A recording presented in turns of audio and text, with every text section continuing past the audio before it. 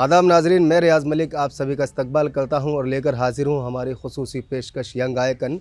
और हमारे इस शो का आज हिस्सा बनने जा रही हैं दिल्ली की एक बहुत ही अहम शख्सियत, एक खातून, अरीबा खान। अरीबा खान, हमारे शो में आपका बहुत बहुत इस्तकबाल है। थैंक यू, बहुत शुक्रिया आपका। दिल्ली विधानसभा चुनाव का बिगुल बज चुका है। जी आप सिटिंग काउंसलर हैं यहाँ जी से, जी और इत्तेफाक की बात है कि टिकट भी आपको हो गया यहाँ पर विधानसभा इलेक्शन के लिए। मैं पहला सवाल मेरा यही है कि सियासत कितना मुश्किल काम है। लोग कहते हैं कि बहुत मुश्किल काम है सियासत। नहीं, देखिए बिल्कुल बेशक लोगों को एक परसेप्शन है पॉलिटिक्स का कि कई लोग सोचते हैं कि ये सिर्फ फेम वाली चीज़ है, जी। लेकिन हकीकत बात ये है कि पॉलिटिक्स जो फील्ड है वो बहुत कोई आसान काम नहीं है। जी जी। आपको अपना खून पसीना, अपनी पर्सनल लाइफ, प्राइवेट लाइफ सब ख़त्म कर देनी होती है। आप एक पब्लिक रिप्रेजेंटेटिव के तौर पर अगर आते हैं पॉलिटिक्स में, तो आपकी जो लाइफ होती है मतलब एक मेजर चेंज है मेरे हिसाब से। और मेरे हिसाब से देखिए एक पॉलिटिक्स में आने का इंटेंशन भी यही होना चाहिए, उन्हीं लोगों को आगे भी आना चाहिए जो एक्चुअली में लोगों की खिदमत में बिलीव रखते हैं और जो सोशल वर्क करना चाहते हैं। लेकिन क्योंकि पॉलिटिक्स में आपको एक प्लेटफॉर्म मिलता है सोशल वर्क करने का, आपकी कैपेबिलिटीज़ बढ़ जाती हैं काम करने की, तो कहीं ना कहीं वो एक चीज़ हेल्प करती है।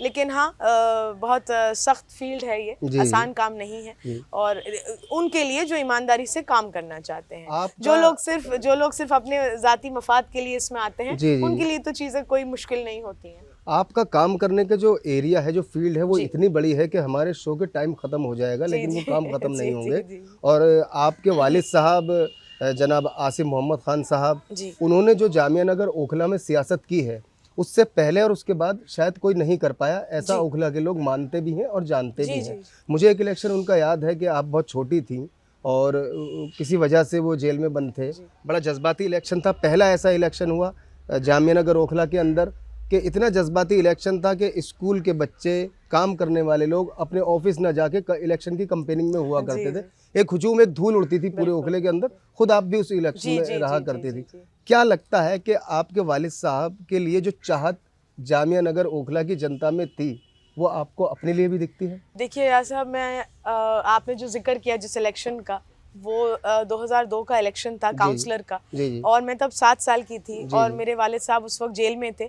पापा अनगिनत बार ही कहूँगी मैं कि जेल गए हैं, जी और हमेशा कौम की लड़ाई में या जी कौम के जो हुकूकों की लड़ाई रही या उनके ख़िलाफ़ जो नाइंसाफ़ियाँ हुई या जो उन पे जुल्म और ज़्यादती हुई, जी जी उसके लिए आवाज़ उठाई उन्होंने। हर तरीके से एडमिनिस्ट्रेशन से उनकी हमेशा लड़ाई रही, यहाँ की डेवलपमेंट के ऊपर या बिल्कुल यहाँ पे जो एक ज़्यादती होती थी उसको बिल्कुल। लेकर। हमेशा उन्हीं सिलसिलों में वो कई कई बार जेल गए, लोगों की रहनुमाई करने में उनको कई जी बार सजाएं हुई। जी लेकिन एक वो भी वक्त था जब वो जेल में थे और मैं 7 साल की थी। जी और मैं लोगों की मोहब्बत की इंतहा का आलम आपको क्या बताऊं कि उस इलेक्शन में लोगों ने एक पैटर्न होता था कि जो नेता हैं उनको लड्डुओं से तोला जाता जी था, उनको फूलों से तोला जाता था। तो उस इलेक्शन में मुझे लोगों ने अपने खून से तोला था। बिल्कुल बिल्कुल। आप मोहब्बत का आलम देखिए। और उस वक्त गुजरात के राइट्स हुए थे जी और हमने एक ब्लड डोनेशन कैंप लगाया था जिसमें लोगों ने आके ब्लड डोनेट किया था। मेरा उस वक्त शायद 24 किलो के करीब वेट था, लेकिन 30 से ऊपर चला गया था। जी जो ब्लड का हमें रोकना पड़ा था ज़बरदस्ती लोगों को, इतना लोग जज्बाती होके उन्होंने डोनेशन में पार्ट लिया था। और फिर हमने उस ब्लड को गुजरात भेजा था जो विक्टिम्स थे, राइट विक्टिम्स, उनके लिए। तो देखिए यहाँ की मोहब्बत का तो कोई मैच ही नहीं है जी किसी जी तरीके का जी यहाँ के लोगों की। और वही मोहब्बत देखिए लोगों ने 2 साल पहले मेरे काउंसलर के इलेक्शन में, जब पहली बार मैं मैदान में उतरी पॉलिटिक्स के, तब उन्होंने दिखाई। देखिए रियाज साहब, मैं एक बात कहूँगी कि जो अभी ओखला में जो अभी विधानसभा इलेक्शन है और जितने भी कैंडिडेट्स हैं यहाँ पर, मैं एक वाहिद कैंडिडेट हूँ सब में जी जी। जो ओखला की सरजमी पे पैदा हुई। बिल्कुल, ये बात सही है। मैं इन्हीं गलियों में खेली हूँ, इन्हीं बिल्कुल मोहल्लों में पली बड़ी हूँ, इन्हीं गोदों में लोगों की मैंने अपना बचपन गुजारा है।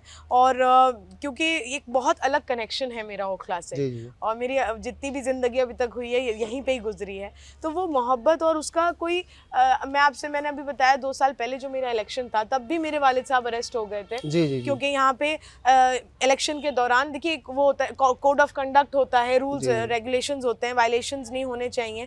लेकिन बीच इलेक्शन में आम आदमी पार्टी के लोग मस्जिद में पैसे देकर ऐलान करवा रहे थे कि आप आम आदमी को वोट करिए, उसके जी। खिलाफ जाके उन्होंने आवाज उठाई तो वहाँ उनकी अरेस्टिंग सोची समझी जी। साजिश के तहत वो काम हुआ था, उनकी अरेस्टिंग हुई। उसके बाद भी मतलब मैं आपसे ये जिक्र इसलिए कर रही हूँ कि मेरा पहला इलेक्शन था और मेरे लिए एक बहुत ही मुश्किल सफ़र था पहला इलेक्शन होने के नाते। और मैं अपने वालिद साहब का पूरा सपोर्ट चाहती थी उस चीज़ में, लेकिन क्योंकि वो अरेस्ट हो गए थे उसके बाद थोड़ा सा तो मॉरल डाउन हुआ था एक आध दिन के लिए, लेकिन जिस मोहब्बत से ओखला की आवाम ने मुझे नवाजा, यहाँ जितने मेरे बड़े बुजुर्ग हैं, मेरे चचा समान, ताया समान, एक तरह से उन्होंने एक वालिद का रोल मेरे लिए निभाया और मेरी वैसे ही सरपरस्ती करी जैसे मेरे अपने वालिद करते। अच्छा, तो मेरे लिए तो ये चीज़ बहुत अहम है कि यहाँ के लोगों ने हमेशा मुझे और मेरे वालिद को बहुत मोहब्बत से नवाजा। सियासत कहा जाए कि आपको जो है एक तरह से घुट्टी में मिली है और आपने वही कुछ सीखा जो आपने अपनी आंखों से अपने वालिद साहब को करते हुए देखा, और ये बात पूरा ओखला जानता ही है कि उन्होंने ईमानदारी से ज़मीन पे रह के काम किया है। बिल्कुल। कभी उन्होंने गधे वालों की लड़ाई लड़ी है, कभी उन्होंने मजदूरों की लड़ाई लड़ी है, तो कभी बिल्डरों के खिलाफ लड़ी है, कभी BSES के खिलाफ, कभी पानी के खिलाफ। अबुल फजल में पानी नहीं था, पानी की पाइपलाइन तक उन्होंने अपने हाथों से डलवाई। इस चीज़ के लोग मतलब गवाह हैं यहाँ जी पर। जी। आपका काम करने का जो तरीका है, कहा यह जाता है हूबहू बहू अपने वालिद साहब के ऊपर है, उसी एग्रेशन से काम करती हैं। पिछले साल हमने एक कूड़े के ऊपर स्टोरी बनाई थी, जामे नगर ओखला के कूड़े के ऊपर। आपका उसमें वर्क बहुत एग्रेसिव था, उसका रिजल्ट भी सामने नज़र आया। कालिंदी कुंज वाला रोड पूरा साफ़ हो गया, अलशिफा वाला साफ़ हो गया। अब जो आप इलेक्शन के लिए मैदान में आई हैं विधानसभा के लिए, आपके लिए ओखला वालों के लिए आपके पास क्या गिफ्ट के तौर पे है अगर आप जीतती हैं तो? जो आपने कहा कि क्या गिफ्ट के तौर पर है, तो अगर मैं अपनी आवाम के लिए काम करा रही हूँ तो वो गिफ्ट नहीं है जी वो मेरा फर्ज है जी और उनका हक है जी कि मैं उनके लिए वो काम करूं। वो उनका राइट है कि अगर वो मुझे नुमाइंदे के तौर पे चुनते हैं तो वो मुझसे ये एक्सपेक्टेशन रखें कि मैं उनकी खिदमत करूंगी और मेरा वो फर्ज बनेगा एक नुमाइंदे के तौर पे कि मैं उनकी हर परेशानी, हर तकलीफ में, हर मसले मसाइल में उनके साथ खड़ी रहूं और उनके लिए आसानी करूं। और देखिए जो आप यहाँ देखिए ओखला विधानसभा बहुत मेरे हिसाब से जो 70 विधानसभाएं हैं उसमें सबसे बदतर हालात आज की तारीख में ओखला के।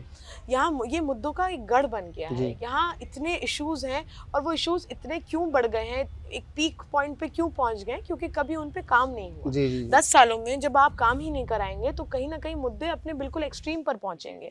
और आज की तारीख में यही हाल है कि आप चाहे सड़कों की बात करें, आप सड़कों की कंडीशन देखें, आप यहाँ पर जो सीवेज सिस्टम है उसका आप हाल देखें, तरम भरम है सारा सीवेज सिस्टम।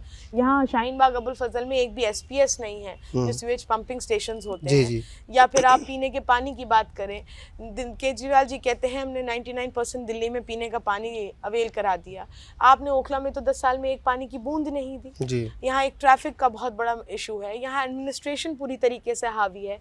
बिजली के मीटर यहाँ 2-2 लाख रुपए रिश्वत जब तक नहीं देते हैं तब तक लगते नहीं है। ये सारे डिपार्टमेंट्स विधायक और केजरीवाल के अंडर आते हैं। तो क्यों यहाँ पर इसको इस एरिया, यहाँ एक भी नया हॉस्पिटल 10 साल में नहीं खुला। आप कहते हैं आपने हेल्थ पे काम किया, एक भी नया स्कूल नहीं खुला ओखला में। आप कहते हैं आपने शिक्षा पे काम किया। तो आप मुझे ये बताइए कि ओखला को क्यों निगलेक्ट किया गया 10 सालों में? क्या वजह ये है कि ये मुस्लिम डोमिनेटेड एरिया है इसलिए इसको निगलेक्ट किया गया, कि यहाँ मुसलमान ज्यादा हैं यहाँ इसलिए निगलेक्ट किया गया इसको? केजरीवाल जी तो बहुत ओपन एंटी मुस्लिम आइडियोलॉजी में बिलीव रखते हैं। वो एक RSS के बैकग्राउंड से भी आते हैं, उन्होंने खुद कबूली है ये बात। और क्योंकि उनकी आइडियोलॉजी एंटी मुस्लिम है, क्या इस वजह से उन्होंने ओखला के लोगों को महरूम रखा इन चीजों से और उनको सड़ने के लिए छोड़ दिया? तो देखिए बहुत निंदनीय है ये बात कि जहाँ मुसलमान रहते हैं वहाँ आप काम कराने को तैयार नहीं है। और वहीं शीला दीक्षित जी थी जिन्होंने ओखला के इतिहास में सबसे बड़ा टेंडर आज तक भी नहीं हुआ है ओखला में इतना बड़ा टेंडर, 450 करोड़ का L&T का सीवेज सिस्टम का टेंडर सैंक्शन किया था। तो एक कांग्रेस पार्टी थी जो इतनी मोहब्बत से ओखला को हमेशा नवाजती थी, और एक ये संगी केजरीवाल जी आ गए हैं जो ओखला को बिल्कुल ही बर्बाद और तहस नहस जिन्होंने कर दिया। संघ का आपने जिक्र किया, आपके जो आरिफ मोहम्मद खान साहब जो हैं, आसिफ मोहम्मद खान साहब के बड़े भाई हैं, BJP से हैं, गवर्नर हैं बिहार में इस वक्त, और RSS से भी उनका नाम जोड़ा जाता है। ये आपके टिकट की बात जब चल रही थी तो इस तरह की भी बातें हो रही थी कि चाचा जो मतलब वालिद साहब के जो बड़े भाई हैं वो संघी हैं और कांग्रेस से एक ऐसे कैंडिडेट को टिकट दिया जा रहा है जिनका ताल्लुक संघ से है। इस बात पे आप क्या कहेंगे? नहीं, देखिए ये सारी बेबुनियाद बातें हैं। ये बातें वो लोग करते हैं जिनके पास अपनी तारीफ़ करने के लिए कोई बात नहीं होती है। देखिए हमेशा मैं ये बात मानती हूँ कि अगर मैं जैसे मैं कैंडिडेट हूँ इस वक्त ओखला विधानसभा से, तो मैं वोट मांग रही हूँ या मैं मुझे अपने आप को उठाना है अपनी अच्छाइयाँ बताकर या अपनी काबिलियत बताकर, ना कि मैं अपने आप को उठाऊँ दूसरों को गिराकर। जी, तो जी, ये जी। बातें तो देखिए ऑपोजिशन वाले करेंगे ही, जी, जी। इन बातों की कोई बुनियाद नहीं है। उन्होंने बहुत कोशिश करी थी काउंसलर के इलेक्शन में भी इस मुद्दे को हाईलाइट जी, करने जी, की, जी। लेकिन ओखला की आवाम बहुत समझदार है। जी। उन्हें भी पता है कि उनके लिए क्या सही है क्या गलत है। जिन एंगल्स की आप बात कर रहे हैं, लोगों को पता है कि मेरा उनसे कितना वास्ता है, कितना नहीं है, कितना जी। ताल्लुक है, कितना नहीं है। आवाम सब जानती है। जी, जी। और असल में जो आपकी आवाम है वो उसको ही आप जवाब दे भी हैं। और जब वो सब जानती है तो मेरे हिसाब से ऑपोजिशन के जवाब देना के लिए मेरे ऊपर कोई कंपल्शन नहीं है। बहैसियत ओखला की बेटी, यहीं पली बड़ी, यहीं पैदा हुई, इन्हीं गलियों से स्कूल जाती रहीं। जी, जी। यहाँ की हर तकलीफ से आप बहुत अच्छे से वाकिफ़ हैं। साफ़ सफाई है, जो भी यहाँ के इंफ्रास्ट्रक्चर में कमियाँ हैं, वो तमाम तर चीज़ें आपकी आंखों के सामने हैं। क्राइम रेट की अगर हम बात करें, क्राइम रेट मुस्लिम इलाकों में इसको क्यों नज़रअंदाज किया जाता है कि जहाँ मुस्लिम इलाकों का नाम आता है, साफ़ सफाई नहीं है, जो बुनियादी सहूलतें हैं वो नहीं हैं, और क्राइम रेट जो है उस पर कोई कंट्रोल नहीं होता है। आपने क्राइम रेट की बात करी तो ओखला क्या पूरी दिल्ली में आप देख रहे हैं इस वक्त क्या हाल है। और मैं फिर देखिए मैं कहूँगी कि जो सत्ता में बैठी ये पार्टियां हैं, चाहे आम आदमी पार्टी स्टेट में बैठी हो जी। या सेंटर में बीजेपी बैठी जी। हो, और ये जितना भी सिस्टम को तरम भरम किया गया है, एडमिनिस्ट्रेशन पे जो कोई कंट्रोल नहीं रहा है, जो एडमिनिस्ट्रेशन हावी हो गया है बिल्कुल, और जिस तरीके के क्राइम रेट्स बढ़ते जा रहे हैं, आप देखिए कि रेप केसेस महिलाओं के कितने बढ़ते जा रहे हैं। और ये केसेस बहुत अलार्मिंग रेट है जो नंबर्स निकल के आते हैं, लेकिन ये नंबर्स वो होते हैं जो रिपोर्ट किए जाते हैं। जी, जी। मेरे हिसाब से तो इससे डबल नंबर्स होते होंगे जो अनरिपोर्टेड जाते होंगे। जी। तो देखिए ये तो हकीकत बात है कि दिल्ली बहुत अनसेफ एक आज की तारीख में सिटी हो गई है।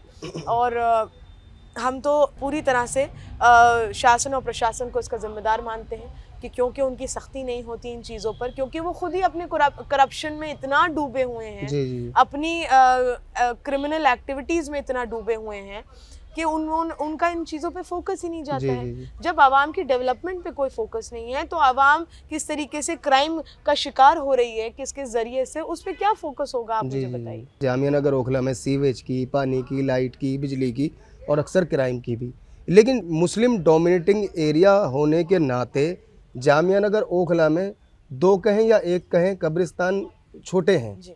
आने वाले वक्तों के लिए क्या आपके पास कोई ऐसा राह अमल है, ऐसी कोई प्लानिंग है कि हम कब्रिस्तान के जो एक्सटेंशंस हैं उसको बढ़ा सकें, लोग कोई नई ज़मीन खरीद सकें? मैं अपने अगर वार्ड की बात करूं तो यहाँ पर जो मेरा वार्ड है वो चारों तरफ से यूपी इरिगेशन की ज़मीन से घिरा हुआ है। जी, जी। और उनकी रोड से घिरा हुआ है, क्योंकि यहाँ पे ओखला में काफ़ी जो एरिया है वो या रोड्स हैं वो यूपी की जो एक यूपी सरकार की जो यूपी इरिगेशन डिपार्टमेंट है उसके अंडर आता है, उसकी जी। प्रॉपर्टी है। तो देखिए मैं मानती हूँ कि अगर आप काम की नीयत रखें तो कुछ नामुमकिन नहीं होता है। कई यहाँ दिल्ली में मल्टीपल एजेंसीज काम करती हैं, मल्टीपल एजेंसीज की लैंड होती है, उनकी जगहें होती हैं, जी, जी। लेकिन हर तरीके से एक सोल्यूशन निकल आता है अगर काम करने की नीयत हो। कई बार एक एजेंसी दूसरी एजेंसी से एनओसी ले लेती है, अगर लैंड की भी बात है, किसी ना किसी तरह से हम उस पर काम कर सकते हैं। जी, तो जी। बेशक जिस तरह मेरे और प्रपोजल्स हैं लोगों के लिए कि जहाँ एसपीएस होना चाहिए, यहाँ यूजीआर बनना चाहिए जो अंडरग्राउंड रिजर्वॉयर है, और यहाँ पर इस तरह जो और कामों के लिए भी हम प्रपोजल हमारे दिमाग में है, उसमें एक प्रपोजल हम ये भी हमारा रहेगा कि यहाँ पे क्योंकि कब्रिस्तान की कमी है और यहाँ पे आबादी बहुत ज़्यादा है, जी। उस हिसाब से हम कहीं ना कहीं इस तरीके का लैंड या तो अलॉट, सरकारी लैंड अलॉट करवाएंगे या कुछ इंतज़ाम करवाएंगे इस तरीके का कि एक कब्रिस्तान का इंतज़ाम हम कर सकें। वालिद साहब को आपके मैंने खुद देखा कब्रिस्तान के लिए जद्दोजहद करते हुए, जामिया नगर ओखला में मेट्रो के लिए जद्दोजहद करते देखा।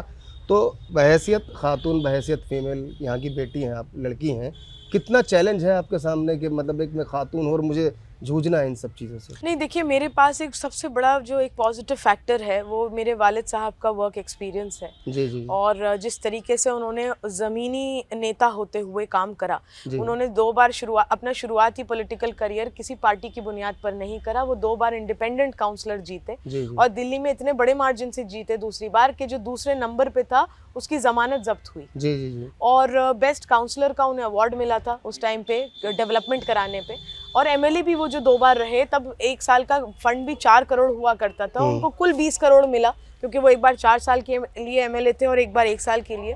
20 करोड़ के बावजूद उन्होंने इतना फंड एक्स्ट्रा निकलवाया, ये तो एमएलए फंड था, उसके अलावा भी। तो देखिए उन्होंने जो उनकी जो एक काम की लेगेसी है, काम की हिस्ट्री है, उनका ट्रैक रिकॉर्ड है, कहीं ना कहीं मेरे लिए बड़ा चैलेंज है कि मैं अप टू पार काम कर रहा हूँ, लेकिन मेरी कोशिश ये है कि मैं उनसे बेहतर इलाके के लिए काम कर रहा हूँ, क्योंकि मेरे पास एक पॉजिटिव फैक्टर, जैसे मैंने आपको बताया, कि वो उनकी सरपरस्ती है। जी। और जिस तरीके से उन्होंने सिस्टम को पूरी तरीके से उसमें अपना रोल निभाया, एडमिनिस्ट्रेशन को पूरा कंट्रोल रखा अपना और काम करवाया, वही इंशाल्लाह उसी तरीके से मैं अपनी काउंसलरशिप में भी काम कर रही हूँ। मैं उनसे टिप्स लेती रहती हूँ, जहाँ मुझे लगता है चीज़ें मेरे लिए थोड़ी मुश्किल हो रही हैं, तो मैं वहाँ उनसे पूछती हूँ कि ऐसे हालातों में क्या करना सही रहेगा, और वो मेरे लिए हमेशा एक गाइडिंग लाइट की तरह रहते हैं।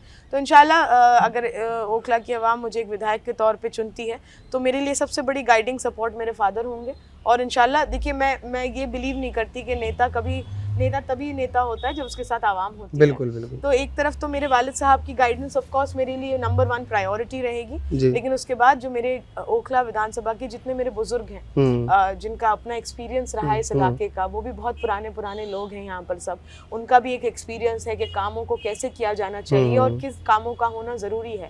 मैं उनसे भी पूरे राय मशवरा करते हुए अपने काम की लेगेसी को आगे लेके जाऊँगी। आपका नॉमिनेशन हो चुका है, आप बाकायदा फील्ड में निकलना शुरू भी कर देंगी, लोगों से मिलना शुरू कर देंगी।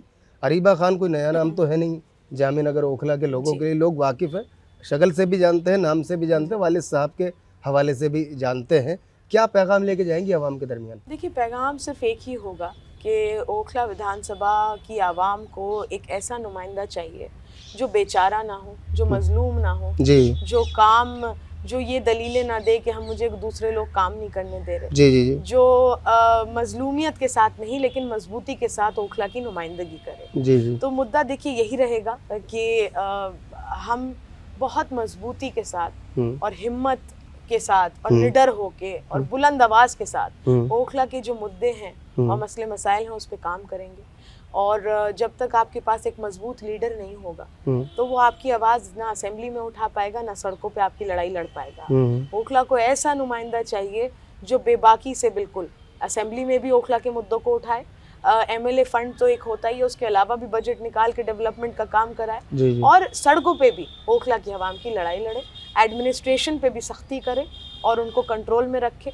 और जो एक नुमाइंदे का काम होता है कि अपने इलाके की रहनुमाई करना, वो रहनुमाई। जामिया नगर ओखला की एक बहुत बड़ी परेशानी और है जिससे हर कोई इंसान जूझता है, वो परेशानी है ला तादाद ई रिक्शे, खासकर बटलाव जाकिर नगर का जो एरिया है, ये अगर किसी के साथ कोई इमरजेंसी हो जाए तो वहाँ से निकल नहीं सकता। इसके लिए कुछ आपके पास प्लानिंग है? बिल्कुल, देखिए एक सिस्टमैटिक तरीके से ई रिक्शाज भी चल सकती हैं यहाँ। देखिए ई रिक्शा भी ज़रूरी है क्योंकि बहुत सारी लोकल पब्लिक उसमें ट्रैवल करती है, लोकली, जिनके पास कोई साधन नहीं है ट्रैवल करने का, तो उसकी भी ज़रूरत है इलाके में। ऐसा नहीं है कि पूरी तरह बंद हो, लेकिन हाँ ये है कि एक तादाद होनी चाहिए, एक लिमिटेशन होनी चाहिए कि कितनी तादाद में चल रही हैं।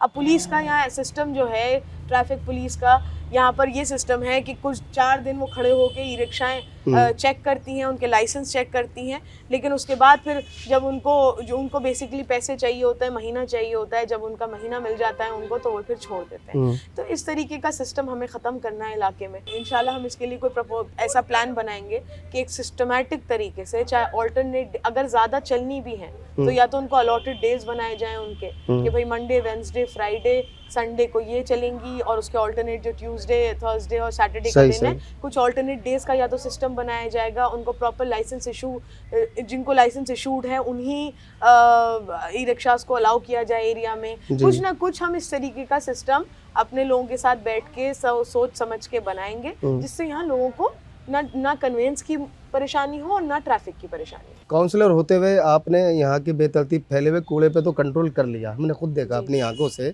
अगर आप एमएलए जीत कर आती हैं तो सबसे पहला काम ओखला में क्या करना चाहेंगी? देखिए, काउंसलर की बनिस्बत एमएलए का दायरा बहुत बड़ा है काम करने का, और काउंसलर में तो अनऑथराइज्ड वार्ड में कुछ भी काम नहीं हो जी, सकता, जी। एमसीडी काम नहीं करती अनऑथराइज्ड वार्ड में। जी। लेकिन एमएलए का बहुत बड़ा दायरा है काम करने का, उसके अंडर बेहिसाब काम आते हैं। जो आपने एक बात कही कि पहला काम आप क्या करेंगी, तो देखिए मैं किसी एक काम को नहीं गिना सकती कि मैं ये काम करूंगी, क्योंकि ओखला में तो कोई काम ही नहीं हुआ है। जी, जी। अगर यहाँ काम हुआ होता तो मैं शायद कहती कि एक ये मुद्दा है या दो ये मुद्दे हैं, जी। लेकिन यहाँ मुद्दों का भंडार है एक तरीके से।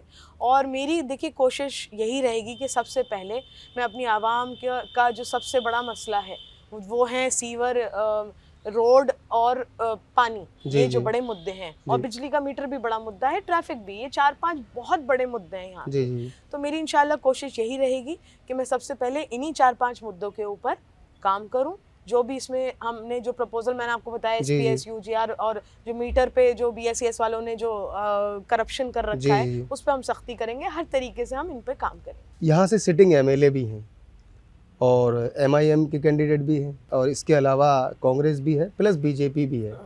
कितनी मुश्किल लड़ाई लगती है आपको इस इलेक्शन की? पहली बात आपको बताऊं, मैं इलेक्शन को एक लड़ाई या एक कंपटीशन या उसकी तरह नहीं देखती, फाइट की तरह। मैं इसको देखती हूँ इस तरह से कि अल्लाह ताला ने मुझे एक मौका दिया है लोगों की आसानी करने का, उनकी नुमाइंदगी करने का। और देखिए मदद तो अल्लाह करता है, लेकिन बेशक। ज़रिया किसी को बनाता है। बेशक। और अल्लाह ताला शायद मेरे ज़रिए लोगों के लिए आसानी करना चाहते हैं, इसीलिए मुझे ये मौका दिया गया। क्योंकि देखिए मेरा तो इनिशियली कोई प्लान नहीं था पॉलिटिक्स में आने का, जी, जी। लेकिन अल्लाह ताला ने पहले काउंसलर का एक मौका दिया और अल्हम्दुलिल्लाह उसमें हमें हम मुकम्मल तरीके से हमें फतेह हासिल हुई। जी। और इसमें भी और हमने काम भी किया उसके बाद। बिल्कुल। ऐसा नहीं कि हम इलेक्शन से 2 महीने पहले निकलकर काम करने का ड्रामा करते हैं जैसे कि आजकल विधायक जी, करते जी, हैं। जी, जी। लेकिन हमने काम किया 2 साल लगातार, जो मेरा काउंसलरशिप रहा। और अभी भी मुझे अल्लाह एक मौका दे रहे हैं, शायद मेरे ज़रिए अल्लाह ताला ओखला की आवाम के लिए कोई आसानी करना चाहते हैं, कोई मदद करना चाहते हैं। यहाँ जिस तरह लोग जूझ रहे हैं, देखिए बहुत तकलीफ़देह है, महिलाएं, बच्चे हैं, ख़वातीनें हैं, बुज़ुर्ग हैं, नमाजी हैं, बड़ा परेशानी का सबब है सबके लिए जी, यहाँ जी, पर जी। अपनी उन चीज़ों से जूझने का। तो मैं उम्मीद करती हूँ यही कि मैं जो मौका मुझे अल्लाह की तरफ से मिला है, और मेरी पार्टी ने मुझ पे फिर से भरोसा जताया, कांग्रेस पार्टी ने, जी। और आवाम, मुझे यकीन है कि बहुत मोहब्बत से मुझे फिर से एक बार बहुत मोहब्बत से मुझे एक नुमाइंदगी का मौका देगी एक बार फिर से। जी। और मैं इंशाल्लाह उनकी खिदमत में हमेशा हाजिर रहूँगी। तो बहुत बहुत शुक्रिया अरीबा, Thank आपके you, बहुत नेक ख्वाहिशात हैं आपके जी, इलेक्शन के लिए। thank you. आप हमारे शो में जुड़ी, आपका बहुत बहुत शुक्रिया। Thank you so much, thank you, अस्सलाम वालेकुम। तो नाजरीन, ये था हमारा आज का ख़ास शो। मुझे उम्मीद है आपको ये ज़रूर पसंद आया होगा। फ़िलहाल अपने दोस्त रियाज़ मलिक को इस वादे के साथ दीजिए इजाज़त, अगले हफ्ते फिर एक और शख्सियत के साथ हाजिर होंगे। तब तक के लिए खुदा हाफिज़।